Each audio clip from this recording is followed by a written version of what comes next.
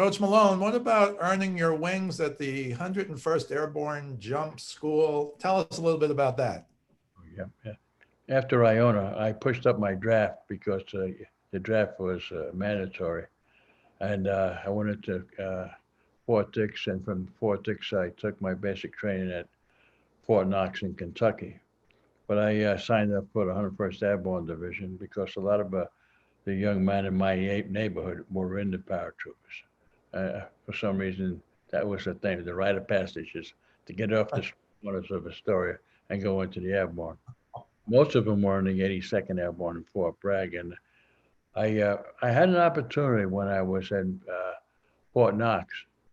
I worked out with a guy from the University of Maryland, Siena, and all that. We played every day, and that unit was going to be shipped out to Germany, and they got me a job as a clerk typist and also to play basketball with them over in Germany. But I had made a commitment to go to jump school at Fort Campbell, Kentucky, and I thought about going with them. And in retrospect, maybe I should have, but I went down to Fort Campbell, and Fort Campbell was like backed up uh, as far as going into jump school. And we were living in the World War II barracks. It was so cold that the butt cans, those are cans that uh, full of water. So people said when you woke up in the morning, all those butt cans were frozen. You had to put a blanket on the ground so the floors were cold. And we were constantly harassed. They were trying to test our mental toughness. And we did that for about maybe a couple of months until we finally got to go through the jump school. And while we were doing waiting, we a lot of push-ups, a lot of running, a lot of harassment. And then when we finally got to jump school, you had to jump off the 34-foot tower, uh, stand up, hook up, check your equipment. I can still remember that. And you had all these kinds of jump up platforms to go into the, learn how to fall, and when you hit the ground, how to turn your body. Uh, and we did that, and it was the 101st Airborne Screaming Eagles, the Rendezvous with Destiny, the Battle of Bastogne. Those are all the history of the 101st Airborne. So finally get an opportunity right around Christmas time. Well, like I said, everything was backed up. We finally went up. Uh, we're flying and BOBs, uh, three planes and all that. But in jump school, I guess there was only one plane. And stand up, I can still remember it. You're sitting down, we're all sitting down, facing each other, and you can hear it. Stand up, hook up, check your equipment, stand in the door, and then, but when in jump school, you when you jumped out of the tower, you went straight down, right?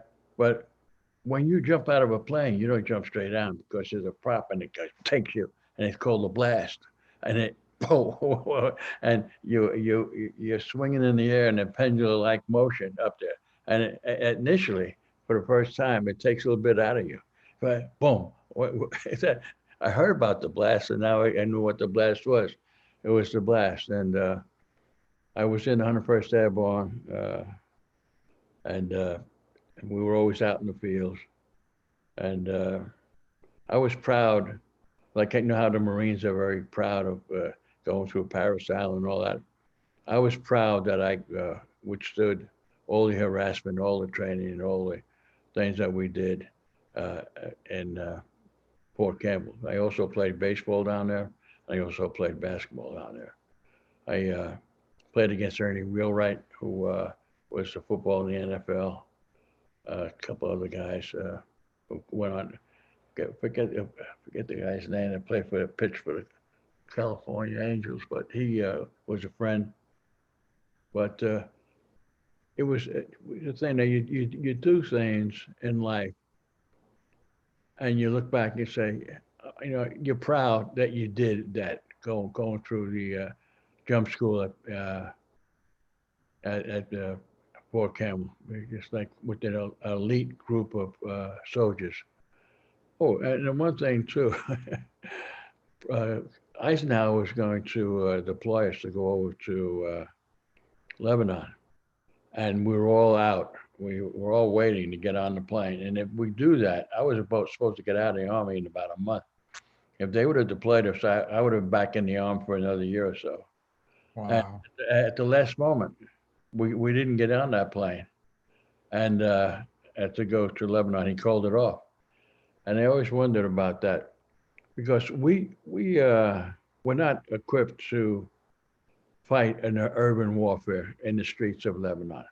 We were pretty good in the woods of Kentucky, Tennessee, but I was always wondered what we would have done,